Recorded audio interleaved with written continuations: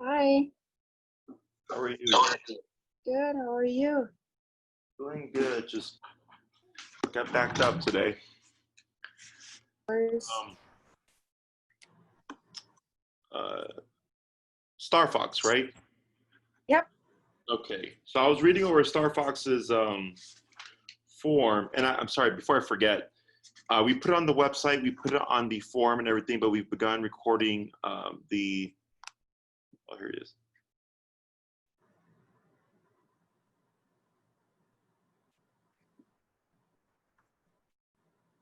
Hi, Albert. Oh, you're still connecting.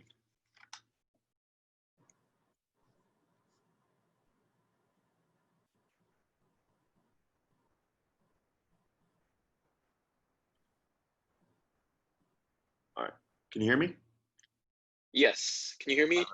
Yes. Awesome. So sorry for the delay. And real quick before we get started, we put it on the website, we put it on the consultation form, but we've begun recording consultations and training sessions and stuff. It's helped a lot with COVID to like show people, we're still operating and we know what we're doing essentially. Sure, no problem. Yeah, Maria gave me a call and I'm just trying to get my girlfriend to join in on the call as well. Yeah, she's here. Oh, okay, great. All right, so we got Starfox and Blue Heeler mix, was it? Yes. Yes, I think he's mixed with Australian Shepherd. Okay. And then he's been having some issues towards people. It seems that they approach him in a certain manner. He's okay, but then not in all cases, was it? Right. Yeah. Do you want to elaborate, Kundra? So sometimes he's usually okay. Like we've introduced him like a couple of our friends and he's okay with them. But like when they're especially like at home, he keeps following them. And one time like when I was my aunt came in a couple of weeks ago, she stood up like suddenly and like Starfox got startled and like bit her. And yeah, like it's just weird. Like he seems to be like not really, trusting people. Like that's what I think. Okay, so that was with your aunt, you said? What's that? That was what he bit your aunt? Yes. Okay, and okay, so he was resting and I'm sorry, what did she do that startled him? She just got up like really suddenly to show me something. Mm-hmm. The thing that doesn't help is also like my aunt, she's afraid of dogs, and so she's always like kind of tense around him, and Sure. I don't know, smell it or like feel it and just Kundra also had attempted before her aunt came into the home. They met outside for the first time and tried to play fetch, for a few minutes just to warm him up. Mm-hmm. Yeah, like she would feed him like some of really high treat values like treats, and he would take it, but sometimes he wouldn't like take it even though it was like a sausage or something. He would just like stare at her. Okay. Has he I'm sorry, actually, how bad was that bite? It wasn't like bad. No, I mean like she got the marks and like it bruised a little bit around that area, but it didn't break or like draw blood. Okay. Where exactly did he bite her? In the leg. Okay. From behind or from the side? From the front. It's like a thigh area. Oh, so he jumped up. Yeah. Okay. Has he been anybody else? There were two more incidents. One time, like when my friend was home, he was fine with her at the beginning. Like I introduced them outside, and they played a little bit, and she was fine. And then we came home, and then he was lying on the ground, and my friend like tried to reach to her purse, like she was sitting in one chair and like reaching to other chair to like open her bag, and then he just like growled and just like bit her from the arm, and that again like didn't draw blood or anything, just left some marks and a bruise. You said this was when she was reaching over him to show you something? Yeah, like she was like reaching to her bag and like trying to grab something like over his head. He was like lying in between them. That was And probably before this happened, wasn't she also like rubbing him, or he was letting her rub him? yeah, Or yeah. She was like he would let her like play with him, like rub and like to give a belly rubs. He was totally fine. It's just like in the matter of a couple of seconds, he just like snapped, and freaked out? Yeah. yeah, that was Was, very sudden. was there a growl or anything prior to that bite? He was growling for a couple seconds before, but he usually does that when he wants for attention. Hmm. Like usually when we're not giving him attention and he wants to rubs, he would like, play without his paw and like try to like growl, saying like, asking for like pets and stuff. But Okay. like something that we thought it was like aggressive growl or anything. And he'd met her before, No, it was the first time. but he was comfortable enough to let her like touch him and all that stuff. Yeah. Was there any other times he bit someone? And there was one more time when we were camping. He tried to bite my friend's boyfriend. He didn't like them like from the beginning. Just he's not really good around like a man or bigger man. He'll try to bark sometimes at them, but with ladies, he's I would usually also add, Jesse, I would also add the circumstances that it was just we set him up for failure. It was his first time going camping, and we took him out on the water canoeing. So I think he was just really stressed out, and adding strangers to meet, he didn't like that at all. I think he associated the boyfriend with all the negative things going on, or all the stressful things going on. Had he met your friend before? No, that was first time. Okay, so he was fine with her, but not with the boyfriend. I mean, after that incident, like they tried to stay away. So my friend, she didn't interact with my dog since then. She was just trying to avoid. Okay. So when they came into the picture, it was like the boyfriend kind of came in first, and then Starfox responded. Yeah, I think he was eager to he was a little too eager to pet him and say hi. So Sure. that didn't help at all. Okay. For Starfox, like let's say he's hanging around, he's with you guys, and he settles down. If somebody moves, does he start barking, or does he move, or does he respond in any way? No, he's not that much of a big barker. He's really quiet usually. Mm. As far as Undra and I, as his owners, when we move, like when we're all just relaxing on the couch, for example, he'll at least lift his head and kind of look to see where we're going or what we're doing. Sure. Yeah. If, yeah, go ahead. Have you had guests come over, like aside from like these incidents, like because you said there's a small group of friends he's okay with, correct? Yeah, there are some people that he's okay. We've introduced like a couple. They come sometimes, like they've come probably like 3-4 times already, and we went together like to, cherry picking or somewhere like out like outdoors in a car, or even like we went for camping trip, kind of like at the farm, and they were totally fine with the dog. He didn't snap, and he really likes them. And there's another set of friends, they're neighbors, and he's really good with them. He likes them. They also have a dog, and we let them play sometimes together, like maybe once a week or something like that. Okay. And there's also been one other guest, female friend, who stayed overnight and met for the first time, and he was fine with her. She stayed like 2 or 3 nights and was fine. Was he fine with her from the get-go, or after the nights there? We tried to do the meet and greet outside and playing fetch. So yeah, that was fine from the get-go with that introduction. But one thing I noticed is like when she came to stay with us, he would follow her around, but he wouldn't attack or anything. And she was like, she wasn't afraid of our dog, and she would play with him and just take it slow. So maybe that helped too. Okay. How close does he follow? He walks behind like the guests, like he followed Maybe like my a foot away. Yeah, pretty close. How old is Starfox? 2.5, right? Probably about 2.5. And you've had him for how long? Since was it April? I think late April maybe. So it's about 4 months now.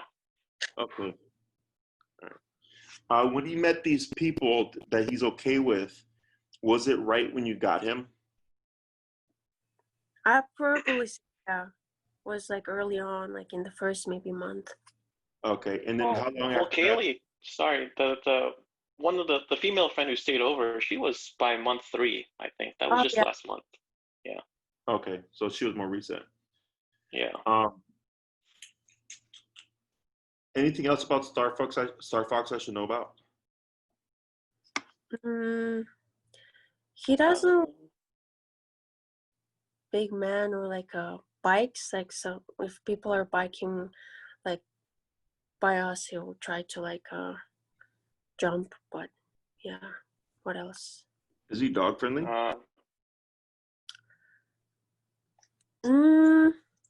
He's picky.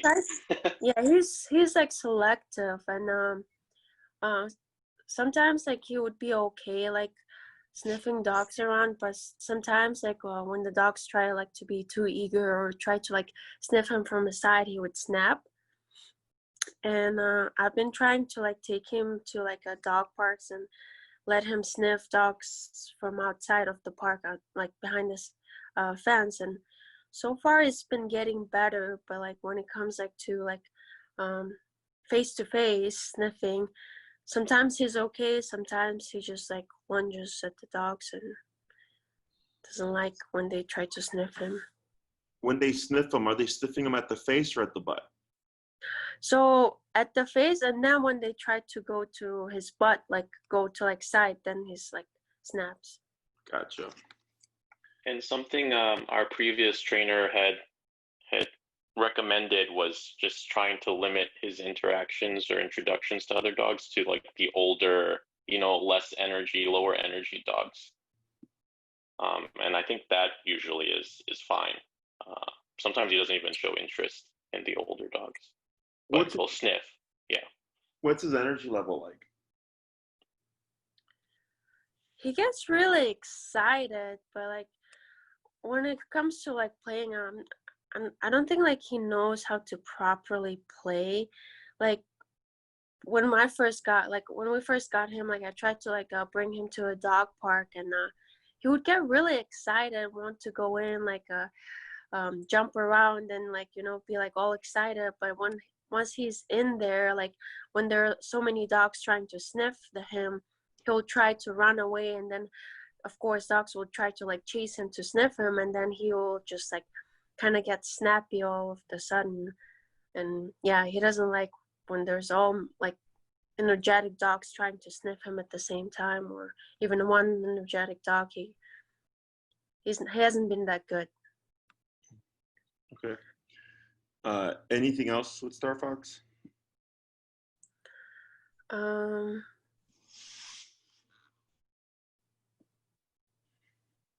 Do you have anything, Albert?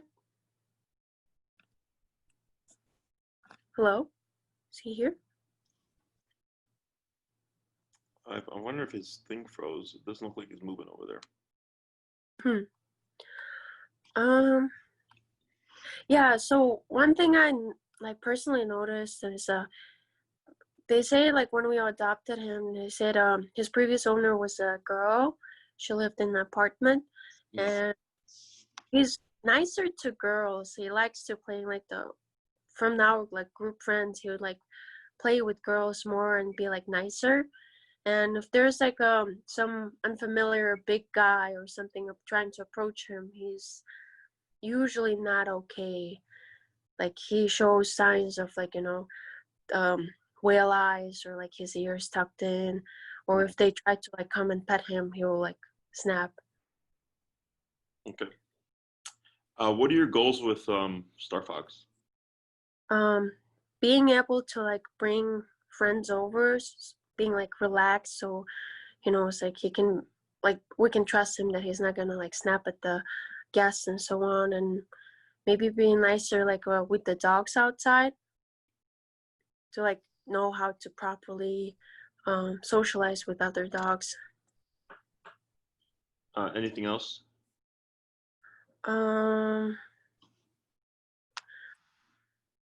It would be really nice, like in case like there's like many dogs and he's like very excited, like if when we call him, like he comes right away. Sometimes, yeah, like when I have like a fetch ball, he would listen to anything. But if it's like I don't have anything like to excite him or like take his attention, like it takes a couple tries to get his attention, especially when there's like any dogs around and he's like, either trying to get into a fight or like running away from them. Okay. And then Albert, I was just asking Andra here what your goals were for Starfox, and she said being able to have guests over, being nice to the dogs or dog socialization, and then come when called. Is there anything you want to add to that?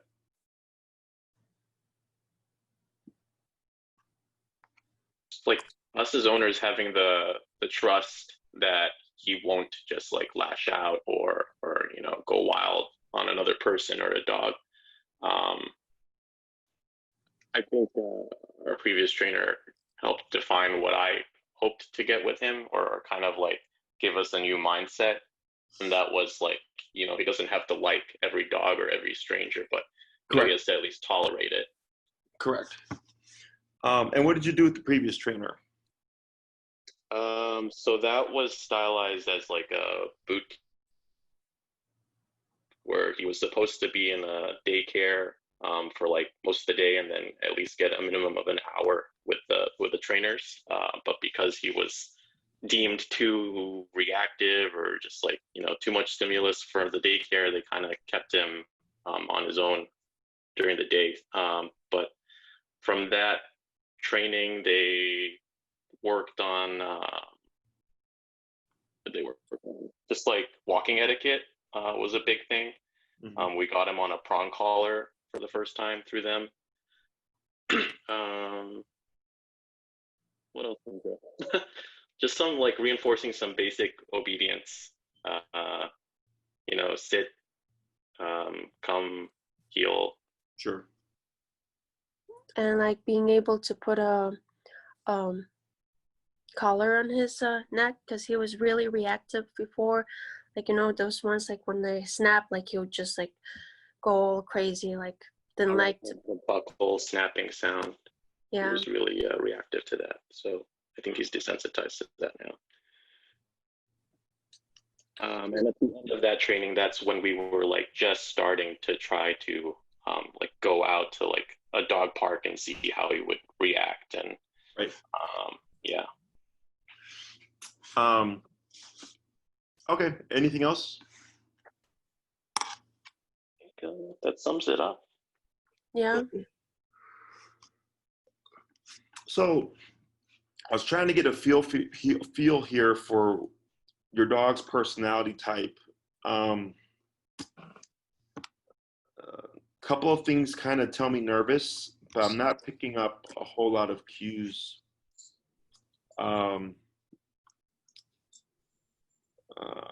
kind of feel like this is more so territorial than anything, which is normal in their world, but it's not acceptable in our world. So, like for instance, the camp setting. when the friend with her boyfriend came in, and then he, like, I guess snapped or what have you, and then they kind of kept their distance or whatever. That to me is a territorial response. The reaching over and digging in the bag can be territorial in the sense that if he was underneath the table or underneath chairs or something, being territorial over that area. And then for the aunt, I'm trying to remember. Oh, that's when she just moved suddenly, correct? Yeah, she just got up from the couch to like approach me, to walk toward me, and then he was laying down and then just like jumped up to. Was he at your feet? No, I was like probably sitting here, and my aunt was like sitting on the couch over there, Okay. and then like our dog was like somewhere like in between of us, like on the carpet, and Gotcha. then once she stood up, like he jumped over her to bite her. Okay. Because that to me, I mean, it could be seen as territorial, but that to me is a nervous response. That's why I asked earlier, you know, if someone comes over, you know, so nervous dogs don't bark in the beginning. Then once everybody calms down and sits down, they settle and they relax. But then when someone moves, they'll start barking, or that's when they try to go bite, is when the energy changes. So that's the only thing that really tells me nervousness, but not like a heavy amount. It's either possibly because he's Blue Heeler and Australian Shepherd, right? Mm-hmm. Yes. So you have two herding breeds there. And the other ones tell me territorial response. So for me, I'm trying to figure out how I'd approach this in terms of correcting the behavior. It's typically pretty standard, but if I have a fearful, nervous, or anxious dog, they do things a little bit differently, and it's just making sure we address that correctly. So I'm assuming before reaching out, you guys did some research on me. Yeah, and I actually got referred to you by one of your previous clients, one of my former coworkers. Okay. Do you remember who they were?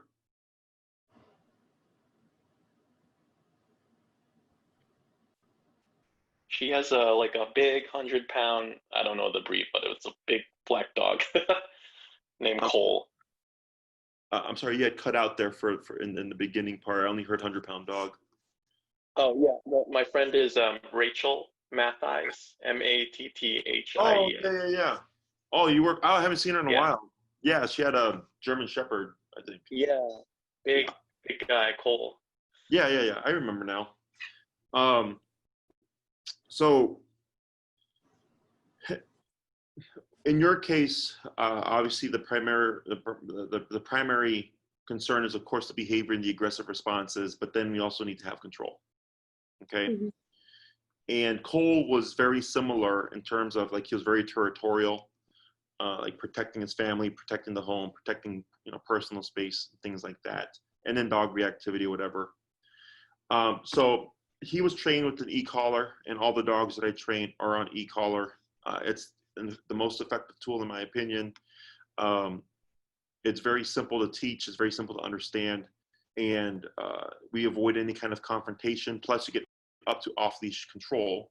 So you don't have to rely on always having a leash on Starfox in order to be able to control them. Okay. So with the case like yours, it's tricky until I can get a good feel for this guy, because I'm still trying to wrap my head around him. I'm feeling like he's just really more so a territorial kind of dog. And I'll discuss, if that's the case, how I go about approaching it in like realistic, like a minimum, minimum kind of progress we expect to get, and like the maximum progress that we expect to get. So the first thing I do when I deal with a case like this is we teach them how to do leash walking my style. So if I take one step, the dog takes one step. I take 5 steps, the dog takes 5 steps. When I stop, the dog automatically sits. This is the completely slack leash, and I don't care what the environment is. I don't care if it's super, busy and dogs and people and bikes and rollerbladers and skateboarders and stuff. I want the dog to be that focused on me because it requires a very high level of discipline. And it helps calm down a lot of dogs and address like 70% of issues a lot of the time. It's typically 2 classes. And then since we don't have any real like reactivity, it's more so, it seems like whenever his personal space is encroached, like, so actually going back to the nervousness, when the dogs go to sniff his rear, and that's when he becomes defensive. For me, that's like an insecure nervous response. Okay, so his rear is his vulnerable area. He can't see back there. So he's kind of like just defending himself and saying, like, not wanting to give that up. Not uncommon, but not super common either. So the first thing I would do is we would address the heel stuff or leash walking, and we're going to use that one to teach Starfox what the e-collar is, because they're not meant to have an e-collar on. It's just a muscle contraction. Actually, we had an e-collar for him like for a little while until we went to that camping trip, and his e-collar got wet and basically got broken. Sure. So we tried it for like a little bit. But I would say we weren't using it correctly, or it wasn't effective. Yeah. It was just like a cheap Amazon thing. $30, $40 one, yeah. And I don't think it made contact with his skin like 80% of the time. So yeah, the main use of it was just we used like a beeping function to get his attention, I think. Gotcha. So when it comes to e-collar, the ones that I use are fully waterproof, both the transmitter and the receiver, so you don't have to worry about that breaking. And if it was loose, 80% of the time or whatever, it has to be right on the neck with those 2 probes. Otherwise, you get no contact. And I don't use the vibration or the beeping function unless like it's the test to see if the collar is on. We use that stim function, which is the muscle contraction. Okay. And that's what makes it effective, because as Starfox has shown, dogs are physical animals. So when he's uncomfortable, or if he doesn't like something that someone is doing or a dog is doing, he's resorting to biting as a means of addressing that situation, right? So that's physicality. So the e-collar gives us a means of essentially biting Starfox at the press of a button, and it has to be applied correctly. I have another client right now who just started with me, whose dog was already on an e-collar, and a good e-collar, and the way she was using it, unfortunately, was making the dog more stressed and anxious. So then when she came to me, he kept barking at every little thing, and then we changed the approach, and I showed her how to use it correctly. And then a week later, she's like, "Oh yeah, he like rarely now barks when he gets remoted." I was like, "Because now we're using it correctly." Okay. So when we do e-collar, people typically think punishment. They typically think, wait for the dog to do something bad, and then we're going to use the e-collar. Okay. And I'm not saying that that's a wrong approach. It is an approach. But it's not the first thing that we do when we get a case like Starfox here. Okay. The first thing I always do is get structure, get discipline and structure in the dog's head, and I see how much does that fix. Okay. We might see it allows him to kind of tolerate dogs better. We might see it allows him to not be so skittish around men or whatever. Doesn't mean that they can pet him, but he's not as kind of wary or apprehensive about them. Okay. So it's kind of toughened him up to be able to handle those situations. So I go, great, we've made some progress, but now we need to push, for more things. So with a case like this, the first thing we would do is the heel exercise. So you learn how to use the e-collar correctly, learn how it's applied. We learn what works for Starfox in terms of levels and numbers, because that may change according to the environment. And then after those 2 classes, then we start jumping into the behavioral mode stuff, okay? Like the territorial behavior. I'm assuming he barks at the door when people knock and stuff. Yeah, I was going to add earlier, he barks, right? And he barks when maintenance staff come into the home. And that was like something that started just recently. Before he didn't mind, but like maybe in the past month or so, since like one time that maintenance came in, he started to like bark and like get like all this like nervous when like he hears something or hears like maintenance guys like in the hallway. But that's something that just started happening like recently. Okay. Yeah, that sounds like a nervous response, which isn't like out of the ordinary considering the context, because like it's the maintenance man, Mm-hmm. right? But the maintenance man, they come with tools and stuff, and the nervous is more so the things that they have with them than the person a lot of times.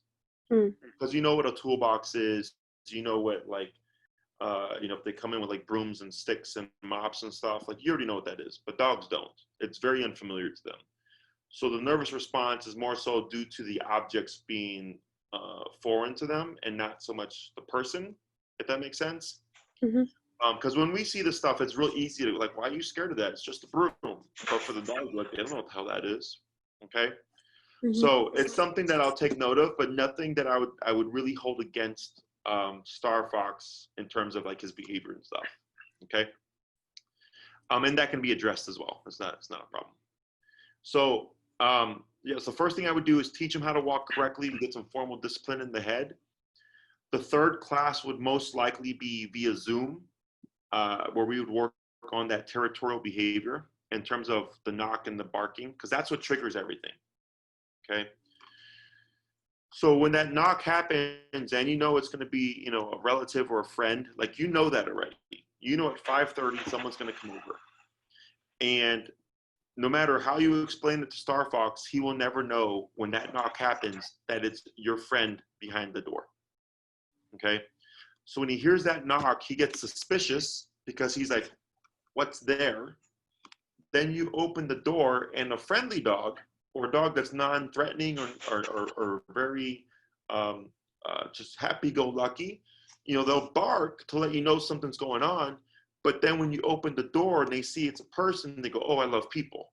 And they just switch modes because they see it's a person, right? But for other dogs like Starfox, when that knock happens and he goes into suspicion, he's like, what's that? And you open it and he's like, who are you? He stays stuck in that kind of territorial mode. So then when the people come in, if it's not resolved, if they do something he disagrees with, then you get a potential bite.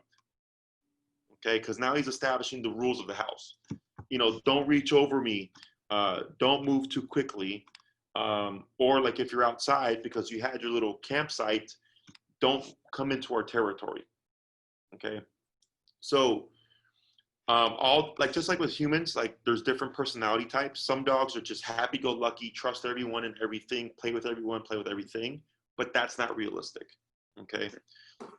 Then we get dogs that are like Starfox that are more suspicious, more primal, more very black and white. I have a family to protect and I'm not going to let anybody hurt us type of mentality, because you have rule or laws and cops and like prisons and judges and jails and stuff that protect us, right? It keeps the bad people away or deters them from doing anything. Dogs don't have that. So if you're outside in the woods and you establish a campsite and somebody he's never met before just comes into that campsite, he's going into black and white, like kill or be killed type of mode, stay away to protect, because you empower him, you give him something to protect because you're his family. Okay. So it's not necessarily a bad thing, but of course in the human world, we're like, hey, that's our friend. Like, you can't be doing that to our friend, but he doesn't distinguish that. Does that make sense? Mm-hmm. So when we address the territorial behavior, that's one part of it, right? Shut that down so he's not trying to establish his own rules.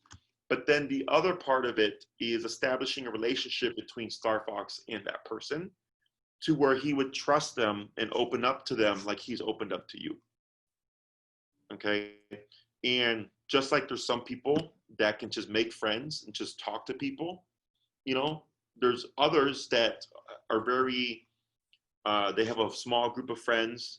It takes time before they open up and trust people and incorporate them into that social bubble, you know?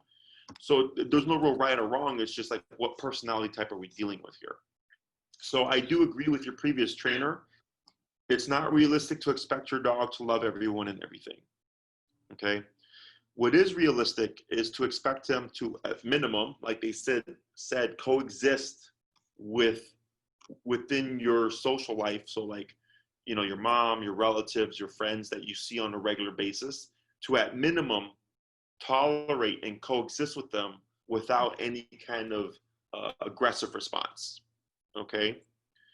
The goal would be, he sees them so much and that we've addressed the territorial behavior, is that he does open up and start to show curiosity, and then curiosity turns into trust, and then trust turns into, when he sees mom or friend come over, he's all excited, okay? I can't guarantee that that's going to happen. That just depends on the dog, okay? When it comes to the dog socialization, that's trickier, okay?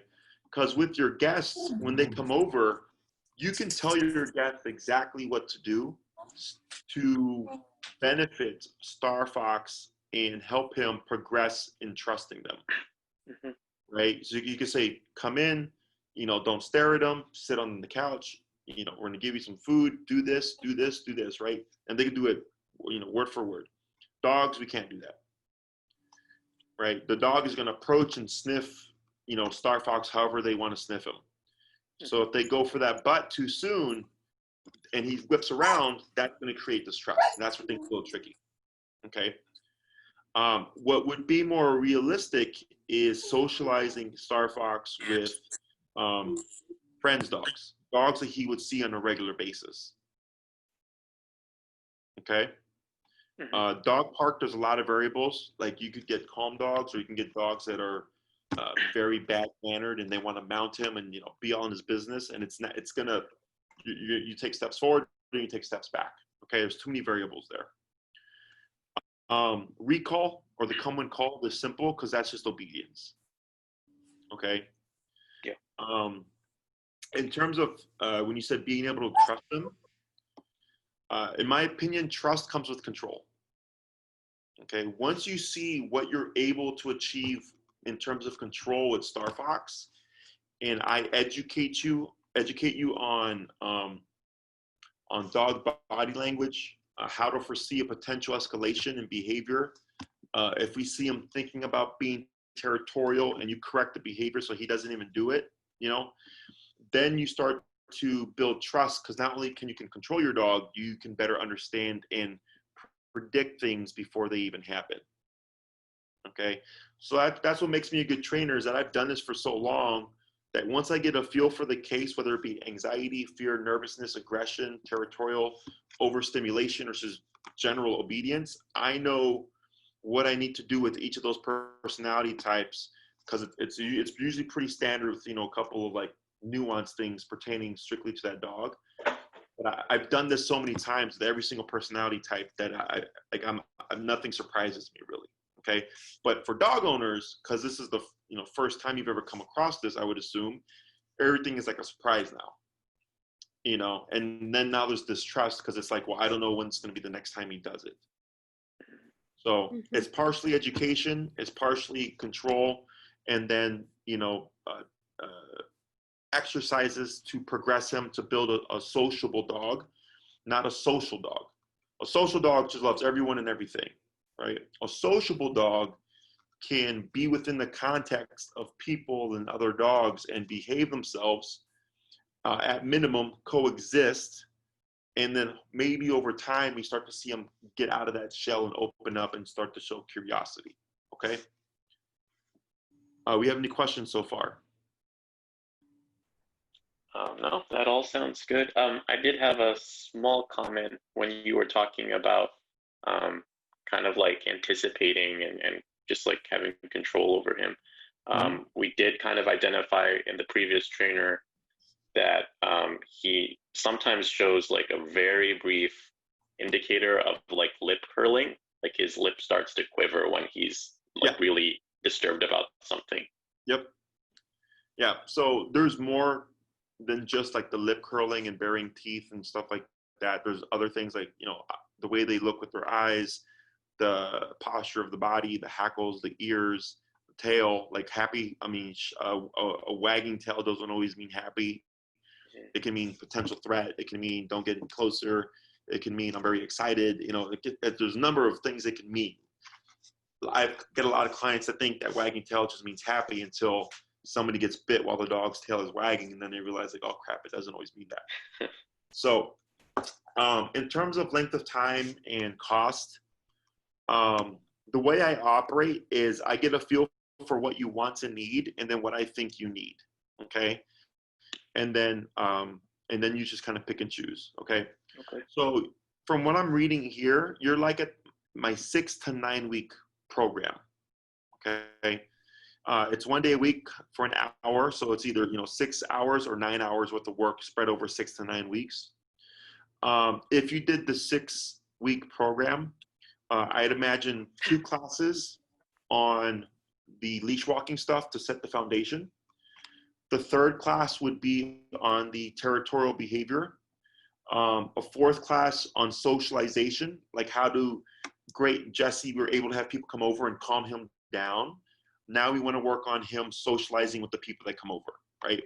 That'd be its own class. And then classes 5 and 6 would be recall stuff, as long as everything's progressing nicely. And what we've also done is we've added 2 complimentary Zoom sessions to the programs. So it's really 8 hours worth of work and 11 hours worth of work, okay? So you'd get up to 6 in person and 2 Zoom, or up to 9 in person and 2 Zoom, okay? If you wanted to have a little bit more wiggle room to ensure that we can make sure we cover everything, then the 9-week program with the 2 Zooms is a nice option, just in case things don't move as smoothly as we planned it, okay? Mm-hmm. Now, don't think that your dog is going to have its issues resolved by the end of the program. Sure. Okay, every case progresses differently. What I do is I give you the insight, the tools, the exercises, and the instructions. So if you have a person come over once a week, you're going to make progress, at a steady pace. If you have someone come over every day of the week, typically you make really quick progress because you're practicing every single day. If you have someone come over once a month, then it's going to be a much slower process, okay? But the process of socializing and addressing territorial behavior is actually very simple. You just need to have the knowledge, okay? Once you have the knowledge, and I would highly suggest that we muzzle train this dog, because it'll allow you to socialize them with, while relieving you of the stress and anxiety of what happens if he tries to bite someone, okay? And that muzzle, you might be using it for the next year. You might be using it for the next 6 months. You might only use it for certain incident or context. Like every owner, for me, there's no right or wrong. It's just what's going to make the owner feel better and what's going to give them success. Okay. And I highly suggest that you start, if he's not muzzle conditioned, that you start muzzle conditioning now, because for dogs, when they wear the muzzle, because it's taking away their primary source of defense, which is their mouth, they tend to go under stress. Okay, So that's one thing. The muzzle itself tends to stress out dogs. But then, if we have people come over or dogs sniff him, he's going to go under more stress. So now he's got the muzzle. Now he's got this person like trying to pet him, and then he's got the e-collar on. So he's got 3 stressors going on at the same time. So the muzzle conditioning helps us to try to at least resolve one of those stressors to make life a little bit easier. We have videos that we will send you. And then there's information on how to get the correct muzzle for your dog. And you just start that process immediately. And I don't care if you train with me or another trainer. If your goal is to make your dog or to help your dog be sociable, I think any responsible dog trainer is going to tell you muzzle. Okay. And then we start that process. In terms of the e-collar, the 25-pound dog? Yeah, 25, like 27, 27. 28. Okay, so he's most likely in the range of the dog tread 280C, which is meant for 35-pound dogs and under. Um, Sorry, what was that model number again? it's Dogtra, D-O-G-T-R-A, 280C. Okay. Now, I'll give you another option just in case. So that model is meant for 35-pound dogs and under, okay? Now, when I deal with aggression or aggressive type responses, I typically recommend that people go a model up, okay? And that model is Dogtra 2300 NCP. N is in Nancy, C is in cat, P is in Peter. And that's meant for 70-pound dogs and under. And the difference is output. So what that means is with the bigger model, you get more from less. Okay. So I always like to account for the dog's emotional state. They're adrenalized. He's in a state of aggression, you know, and I'm thinking worst case scenario that I'm not worried about, am I going to have enough power to shut the dog down, basically. Okay. Both models are fully waterproof systems, both the transmitter and the receiver. The only difference is the output and the range. On the smaller model, the range is ½ mile. The bigger model, the range is 3/4 mile. And the difference in the size that they're meant for. It's perfectly safe to use the higher powered collar on Starfox. It just means you're going to be at a lower number. Okay. But I'll leave that up to you. That's your personal preference. In terms of cost, the 280C, I believe, is about $235 with tax, and then the Dogtra 2300 is about $287 with tax, and Amazon tends to be a little bit cheaper. And then when you get your collar, I always suggest that people read the book and get used to the application and the buttons and stuff. And I'll send you videos, supplemental training videos to help you learn what your collar can do, so that when you show up for that first training class, you can just jump right into training. Okay. In terms of cost for the programs, the 6-week program, or 8 hours technically worth of work, is $825 with tax. I'm not with tax, $825. And then the 9-week program with the 2 Zoom sessions, so 11 hours worth of work, is I think $1175 with tax. It's $1175, blah. And then of course your consultation fee of $135 does get credited towards your program. Okay. Do you have any questions so far? One question. So if we opted for the 9-week program, is that just, I mean, are you able to give us an idea of what you would hope or what the goals would be for those additional 3 weeks, or is it just sort of expanding on the lessons you laid out or the goals you laid out? Right. So like, let's say behaviorally, Starfox is doing well. You feel comfortable with the exercises that I'm giving you for socializing, right? Then I would push for more control obedience-wise. So we definitely want the leash walking. We definitely want the recall or the come and call. Those are the 2 most important commands. Then I'd most likely push towards stationary control. So like, let's say the people that he's had a negative experience with, or they've had a negative experience over him, they're not going to trust him. Okay. And in order to rebuild that trust, for instance, between your aunt and Starfox, is your aunt needs to seek control. So if I tell Starfox to go lay down and not move for 3 hours, he's not going to move for 3 hours, no matter what the guest is doing, right? So for the guest, it helps them feel better because then they see that you do have control. And then over time, they may open up to the possibility of socializing with him, okay? So like, I had a dog who bit the dad, and he bit him pretty good. And he's like, if ever he told them, when I come over, I want that dog put away in a completely separate room. I don't even want to see the dog. Then they did the training. And then of course we wanted to rebuild that relationship.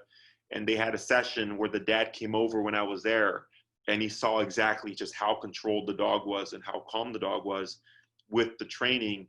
That it took him, it took him at least, I think, a month or so before he opened up and was like, oh, okay, like now I'd like to like socialize with your dog, because not only did they have a clear structure to go by, but if he felt uncomfortable, he knew that they could stop the dog.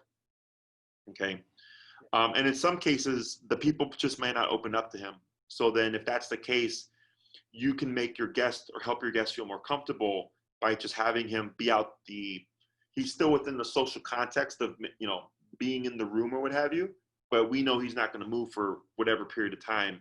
So then that person feels safe because they don't have to worry about him having a moment, and they would respect this space.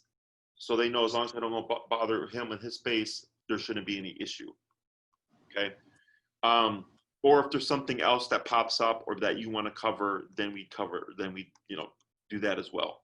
So I don't limit it to just the things that we talked about. If everything's going well, then we just teach other stuff.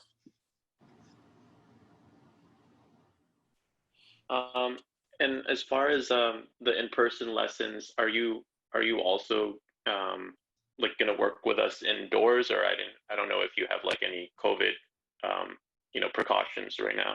Right. So right now because of COVID, we've had to change the way we operate. So far, we've been working with everybody in the city at Oz Park. Okay. It's a very distracting environment. Lots of dogs, off-leash dogs, people, bikes, strollers, rollerbladers, families, baseball games, all that stuff.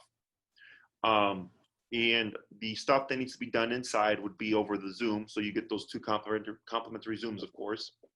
The issue with me doing in-home currently is that pre-COVID, I was at 30 to 40 people, clients, and then it went to 0. And then I had to rebuild it. So now we're back to those 30 clients. So then I'm seeing as many as 8 people a day. So it's me going into someone's home, going to another person's home, going to another person's home, that I think, in my opinion, be irresponsible, because I'd be exposing, you know, everybody essentially if someone's sick or something like that, because I'm in their private home. If we need to do an in-home session, I do have one of my employees who's doing them as needed, because if I get sick, like I am my business, you know. So if I get sick, my business goes down. Now I don't want my employee to get sick, but he's only seeing, you know, a person or two a day. So we're really kind of just minimizing the exposure as much as possible.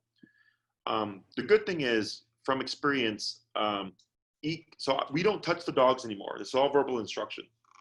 Okay, e-collar is super easy to teach, and we've been getting great results with just verbal instruction. And also, you know, like I mentioned earlier, we were recording the sessions because it's a lot of information.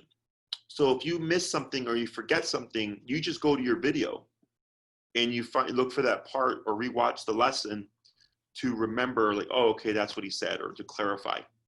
Also, if you're struggling with something, I can send you another client's video and say, go to 30 minutes in, this is what we're trying to achieve with Starfox. Okay. And it's been working out really well. And I tell everybody, you know, go to our YouTube channel, watch our videos. They're completely uncut, unedited. I don't hide anything. And you see, and especially a lesson 1, that's the most important one to watch, because that's when nobody knows anything. And I've gotten the result I've wanted, or I want to achieve, by the end of the class every time. Okay. So you do have to do the homework. You do have to be willing to go to uncomfortable areas if needed. And what that means is, if we're working with Starfox and the collars that we use go to 127, to give you frame of reference, if for whatever reason Starfox needs like 85 for something, okay, which is very high on the collar, people feel bad about it. And they'll come back the next week and I'll say, how's it going? And they'll say, you know, it's all right, but we had problems with this. And I was like, what did you have problems with? Well, the dog still lunged at people. And I'll say, how high did you go? And they'll say, we only went to 35. And I'll tell them, well, I told you to go to 85. You know, so if you're not willing to go to the extent needed, then you're going to stay stuck. You're going to slow your process down. Okay. And it happens, like, you know, I get it. People care for their dogs, and I've done this for a really long time. And I actually did a video that I put up on my YouTube that's about empathizing and working dog owners through emotional discomfort when it comes to e-collar. And I think it's a very good video to watch, because you see how the person's really uncomfortable in the beginning. And then by the end of the class, they're like, oh man, that wasn't so bad. Like, I get it. Okay. Otherwise, this isn't for me out the ordinary. I deal with this stuff all the time. I think you got a slightly nervous dog who's definitely territorial. Okay. Any other questions or concerns? So I'm currently like try to like expose him to like other dogs, like take him like to the park or like take him to the dog park, expose him to the other dogs, and like whenever he has a good sniff, I reward him. Like, should I be like continuing that, or like when we'll have like a proper training, is like instructions gonna be different? Right. So like what you're doing isn't like, so like let's say he sniffs a dog and you treat him or praise him. They don't really connect those things, in my opinion. Okay. It's what, because the hard part is going to be when dogs sniff him. Right. That's the hard part, because when they go to sniff him, he gets defensive. So it's more so teaching him that he cannot be defensive and he has to accept the sniff in order to get over that distrust. Okay. I don't mind pairing the two together, but if it's just the reinforcement, there's nothing to tell them. There's nothing stopping or telling them not to do the other thing. You know, so like if like let's say you go and you do a sniff thing exercise and he does sniff and that's good and you praise him, but then the dog goes to sniff him and he goes to lunge at him, like you have nothing to stop that behavior right now. And that's the problem. Okay. Okay. Yeah, the dog socialization is going to be the hardest of everything. Okay. The human socialization again is easy because you can tell the person what to do. So, and I have and you can again go to my YouTube channel. You can see the way that I go about dog socialization is very different than what you're doing right there. I do a lot of precursor work before to build up to the sniffing. Okay, because I'm trying to build a relationship with the dogs. I'm trying to build trust between the two dogs. Like, you know, when we meet someone, we don't just befriend them and like give them the keys to our car and trust them with our lives. You know, like you know that person for a period of time and you do a lot of things with that person and you build more trust through the course of time. So I have guys that I trust with my life, but I've known them for like 20 years, you know? But there's other guys that I've only known for a couple of years and I don't trust them the same way that I trust these guys, you know? So it's the same thing for dogs. Like we're building a relationship or a friendship, and we're easing them into the socialization as opposed to like going straight in for that sniff stuff. For a lot of dogs can be too much. Okay. So I put up a recent one just a couple of days ago. It was an aggressive Doberman and an aggressive Dutch Shepherd. And, you know, we did the socialization exercise and at the end of the walk, they were sniffing each other. They weren't 100% comfortable, but the owners were like, holy crap, like we thought this was going to be dogs fighting and crap, but it wasn't because we took the time to ease them into that context. Okay? And that'd be a class in itself as well. Other questions? I think that's all from me. Jesse, would we have to decide like if we wanted the 6 or 9 week option up front, or is that something like we could start with the 6 and like in the middle we could decide, oh yeah, we want to go for the full 9? Or I personally don't care. The only thing that it really affects is my schedule. So if you decide to do 6 weeks, what we do is we give you would pick a time with Maria. And for example, let's say Saturdays at 12. Every Saturday at 12 for 6 weeks plus 1, so 7 weeks, that's your time. Okay, you paid for that time. But let's say you cancel or have to reschedule, then at the end of the 7 weeks, if the time is still free, then we just continue you on, no problem. But most likely it's going to get booked. Okay, so then you don't lose the classes, you just lose the time. okay. If you decide to extend your program and Maria's already booked someone at the end of that 7 week period, then what she would do is she would prorate you for those 3 classes, but then you wouldn't be guaranteed the same time slot. Sure. Okay. So otherwise, I don't care. You're right. You're somewhere in between 6 and 9. Okay. So it's just personal preference. Anything else? I'm good. This was really illuminating, Jesse. Thank you. All right, yeah, that's what I do. So it was a pleasure meeting everybody. I'll talk to Maria. She'll follow up with you with an email. She'll reiterate everything that I said, including the models for the e-collar. I do suggest, you're more than welcome to go to my YouTube channel, watch my videos. We put them to show people, yes, we know what we're doing and our methods do work. And also, like, I have a client who's been watching other videos and progressing faster because she's watching other videos. And I'm like, I don't care. I'm here to teach you. So if you're doing your homework and watching 3 1-hour videos and applying it and making more progress, I'm like, good job. Okay.